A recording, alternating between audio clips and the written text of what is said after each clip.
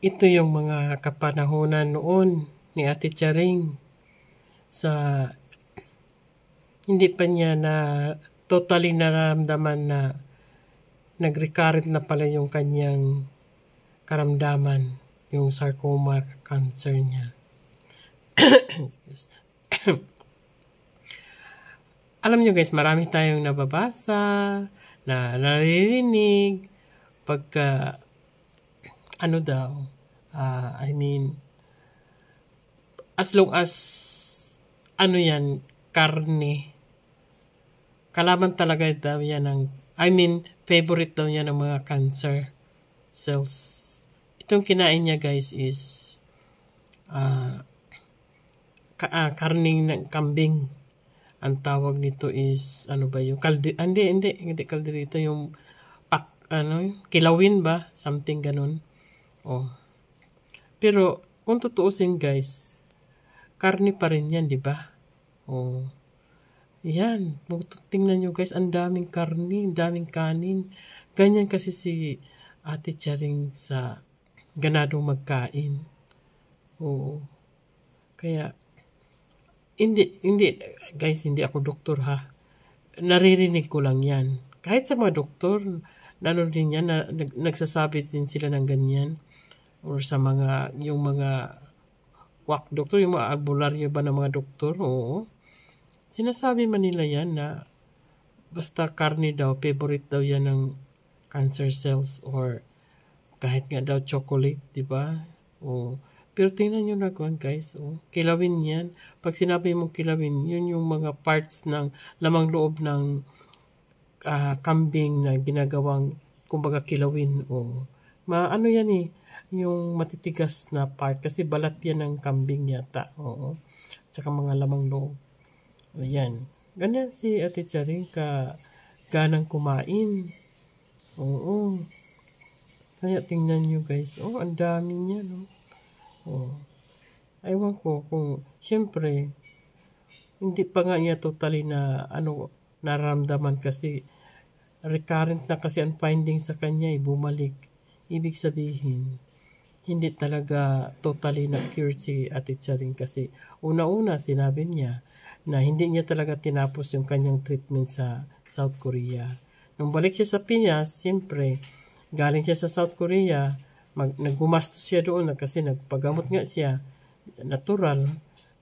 Kung sabihin mong gumastos, bali, nawala, I mean, parang ubos ang pera mo, parang ganun. Wala na talagang sapat na pera. So, sa akin lang ha, pagkakaintindi, siguro si Ate Charing kampante na siya na parang okay na yung katawan niya, na feeling niya wala na siyang sakit. Tapos, tawag nito? Siyempre, alam natin, sa akin lang ha, alam ko, kinapos na din si Ate Charing sa pera. At saka, isa sa mga sinasabi niya, nawalan siya ng gana magpagamot kasi i-continue niya yung kanyang pagpapagamot kasi nga, nag-aalala siya kung sino daw magbabantay sa kanya. Lahat naman siguro ng mga kapatid niya, kamag-anak ay busy sa paghahanap buhay. Diba? Kaya guys, hindi na tayo magtingin ng kasi diretso-diretso na yung ating pag-vlog. Sabi ko nga guys, yung mga ni Ate Charing, yung mga karamdaman niya, isa rin yan sa cause ba, yung dahilan yung pagkain niya talaga siguro. Sa akin lang yan ha. Ayaw ko sa inyo anong opinion niyo. At minsan guys, kumakain din siya ng mga, yung bang, kumbaga sa Bisaya pa yung madugong isda. Kumakain din siya ng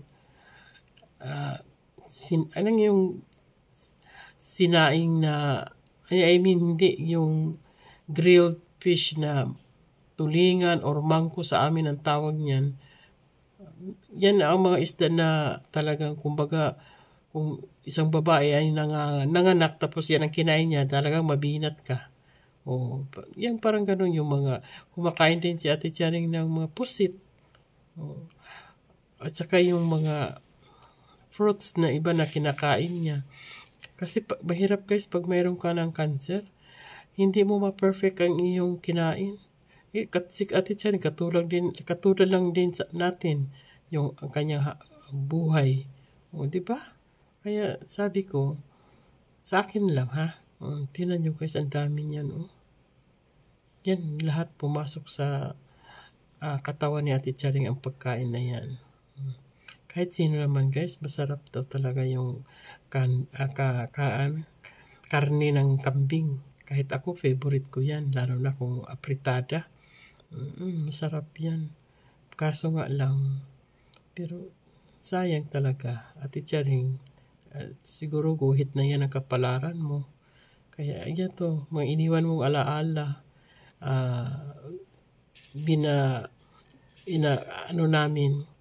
Ginigising namin, inaalala namin yung mga naiwan mong alala sa amin. Pinag-uusapan na lang dahil sa nangyari sa iyo na ganyan ang nangyari. Baka lang, hindi ko naman sinabi na tama ako. Kasi minsan guys, mayroon din tayong karapatan na umiwas sa mga ganun na mga pagkain, na mga inumin, di ba? Yung mga kung ano-ano pa dyan. Kaya ito, kung sasabihin mo na siguro kaya ni Ate Charing na kumain pa ng katulad nito kasi wala nga siyang nararamdaman. Pero yung may nararamdaman na siya, kita nyo naman guys, kung ano na lang ang kinakain niya. Maraming mga prevention, maraming pinagbabawal dahil bawal sa kanyang sakit.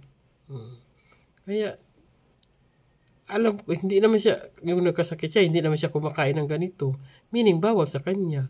Pero, kaya nga, kumain pa siya nito kasi, kumbaga yung kanyang karamdaman, on the way na ba, naglalakbay na, hanggang sa dumating sa punto na yun, nangyari kay Ate Charing, nagkasakit talaga siya ng tuluyan na. Kaya sinabing recurrent, bumalik. Kumbaga, current na niya na sakit na talagang nagkasakit na siya.